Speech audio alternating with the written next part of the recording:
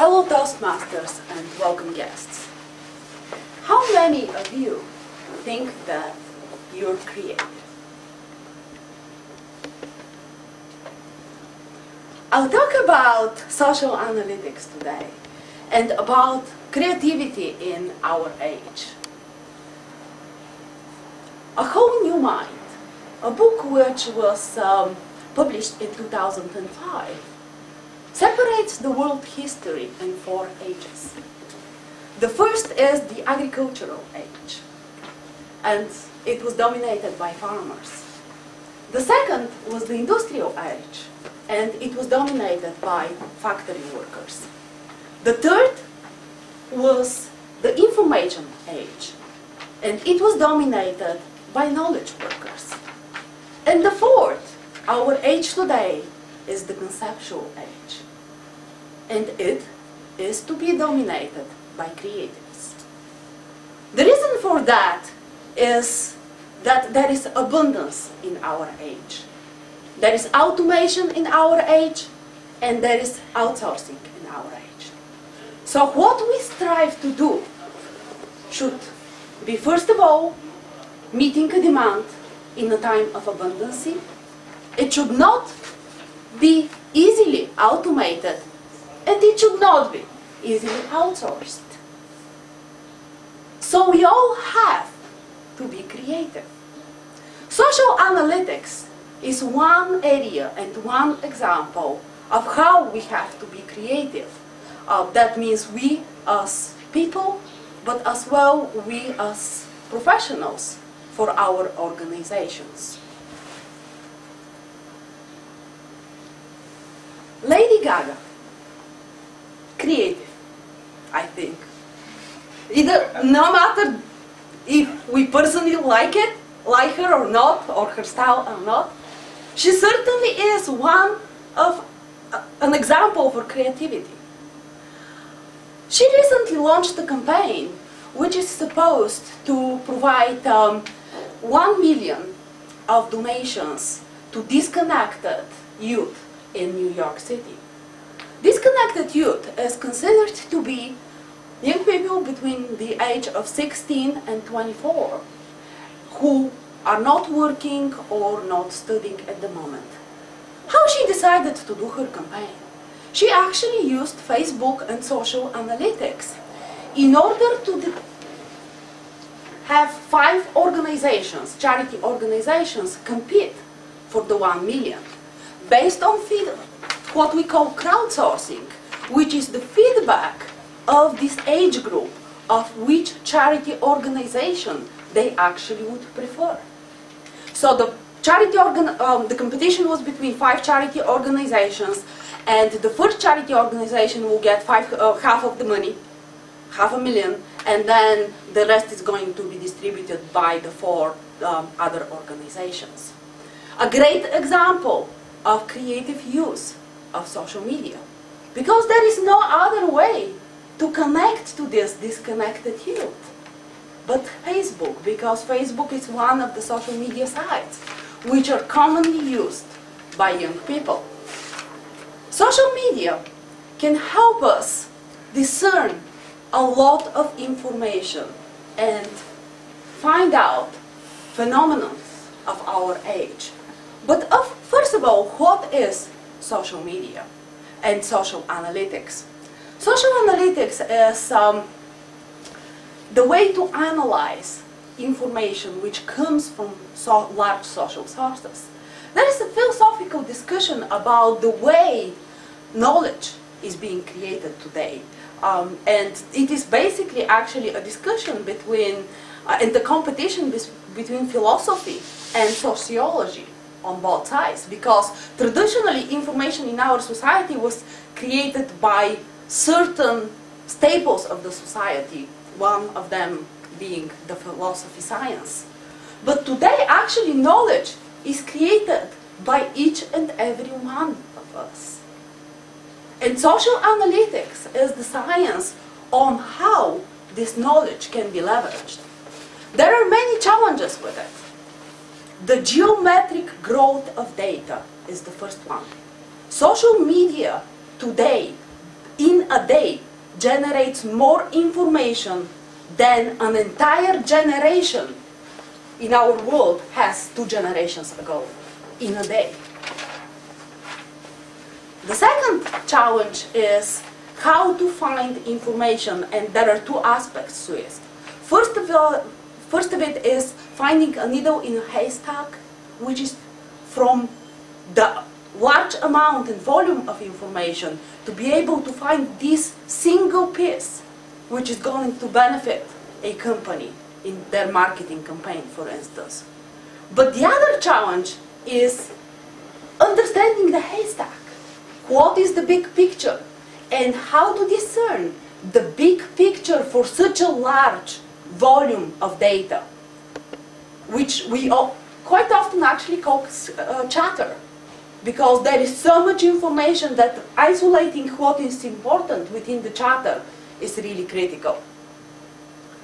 You would think that this picture started with a map of the world.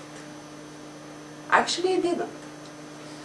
An intern at Facebook got all of the Facebook profiles, which were 600 million, and he started plotting them on the map. First of all, he drew. Then he started thinking, and he added weight, geographical distance, the locations of 2 friends, the number of friends within this proximity, being 2 cities, for instance. So the lines were wider if the distance between cities is small and the number of friends in these 2 cities is larger. He arrived to a map of the world. This is one example of how social media information can be used to discern the big picture. Another big concept in social media and social analytics is the concept of big data. And big data is this large amount of information, and how this information is going to be leveraged. Big data also links very closely to a concept we use today, which is cloud computing. Because technologies which are creative and can leverage big data and cloud computing together are going to be the most creative ones. Unveiling the challenges and unleashing what we know today by using this data is going to be the technology challenge of the future. And now a paradigm. There was a study done a few months ago, and it was done among college students. It was on their social media site preferences. And the study discovered that Facebook is quite a hit in town. You will see that Facebook is first, and almost 100% of the male and female students said that Facebook is very cool. If you look at the diagram, it's actually a complex diagram. So the blue represents male, the orange represents female, the positive part of the diagram, which means above the middle line, represents very cool, and the negative represents very lame. Exactly the same study I sent you today. All of the other social sites got quite a bit of negative responses, or equal amount of negative and positive responses. But Facebook did not. And that actually breaks a common phenomenon. Usually when adults or a specific trend becomes a common trend and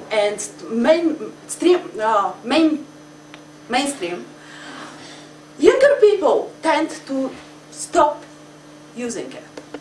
Facebook actually shows a different trend. An example of the phenomenon of young people going against their parents' habit is, for instance, ankle socks. I learned this from my son. About 10 years ago, young people started wearing ankle socks. And we all kind of wear ankle socks today. My son actually doesn't anymore, and that's been for about 4 years. Because ankle socks are not anymore cool. Facebook, though, did not show this trend. So social media information helped us understand that maybe there is more congruence and more partnerships and more mutual understanding between students and parents, or young people and parents in our age. What do executives do? Executives actually do use social media. You'll be surprised. About 50% of executives say that they use social media at least once a day. About 40% of them use multiple social media sites. What are their preferences? LinkedIn with 92%. Facebook, though, with 51%. So yeah, it's obvious that there is a lot of overlap between the preferences of two very different groups, the group of young people and the group of executives. In conclusion, how do we rate? Very interestingly, we represent more the group of executives. So we have a great potential in this room. We decided that Facebook is 100% very cool. MySpace, 0, very lame.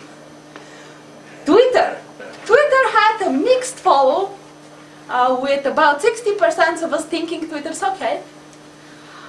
Windows Live has about 50-50 following among us. HI5 and Friendster, very lame. So here you saw an example of how we can find information about a big picture using social media, and how each and every one of us can leverage social media and social analytics, more importantly. We all have to bring this to our companies, because services companies can easily understand and find an immediate reaction about the quality of their services by leveraging social analytics. At the same time, product companies can understand the feedback about their products and the feedback about their competition products using social analytics. That's one creative way we all can make a difference in the conceptual age. Mr. Toastmaster.